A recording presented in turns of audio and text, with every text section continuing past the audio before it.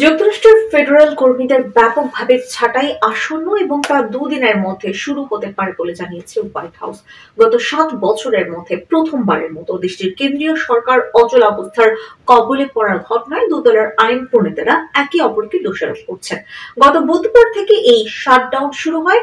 আগের দিন মধ্যরাতের মধ্যে নতুন সরকারি ব্যয় বা অর্থায়ন পরিকল্পনায় একমত হতে ব্যর্থ হন কংগ্রেসের রিপাবলিকান ও ডেমোক্রেট সদস্যরা। এখন শাটডাউন নিয়ে কোনো পক্ষই আপোষ করতে আগ্রহী নয় এমন ইঙ্গিত পাওয়া যাচ্ছে। বুধবার শাটডাউন শুরু হওয়ার কয়েক ঘন্টার মধ্যেই তা কাটিয়ে ওঠার প্রস্তাবের ওপর এক ভোটাভুটি ব্যর্থ হয়। এই বিষয়ে পরবর্তী প্রচেষ্টা আগামী শুক্রবার চালানো হবে। কংগ্রেসের উচ্চকক্ষ সিনেটের অধিবেশন এখন স্থগিত আছে। এতে বর্তমান পরিস্থিতি দীর্ঘায়িত হওয়ার আশঙ্কাও বাড়ছে। এই অবস্থায় লাখো কর্মী চাকরি হারানোর ঝুঁকিতে পড়বেন এবং যুক্তরাষ্ট্রের অর্থনীতির বিলিয়ন বিলিয়ন ডলার ক্ষতি হতে পারে। গতদিন বিকেলে হোয়াইট হাউসে এক ব্রিফিং এ ভাইস প্রেসিডেন্ট জেডি ভ্যান্স নজিরবিহীনভাবে প্রেস সেক্রেটারি ক্যারোলিন লেভিটের সঙ্গে উপস্থিত হন। তিনি বিরোধী ডেমোক্রেটদের রাজনৈতিক খেলা খেলার অভিযোগ তোলেন।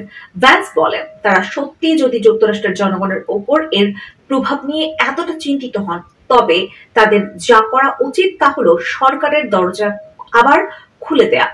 আমরা কিভাবে কাজ করছি সে বিষয়ে অভিযোগ না করা।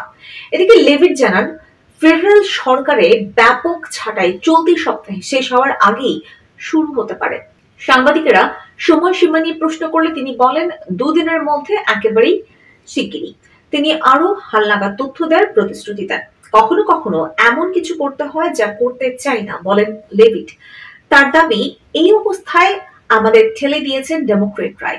প্রেসিডেন্ট ডোনাল্ড ট্রাম্প আগেই সতর্ক করেছিলেন, শাটডাউন দীর্ঘায়িত হলে তিনি ডেমোক্রেটদের বিষয়ে স্থায়ী কাটছাঁটের সুযোগ পাবেন।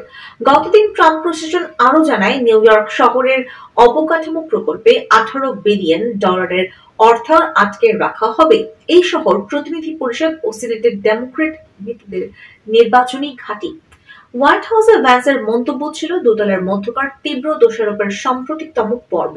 এর আগে সিনেটের শীর্ষ ডেমোক্রেট সদস্য চাক শুমার অভিযোগ করেছিলেন, রিপাবলিকানরা জোর করে তাদের অর্থায়ন পরিকল্পনা মানাতে চাইছেন।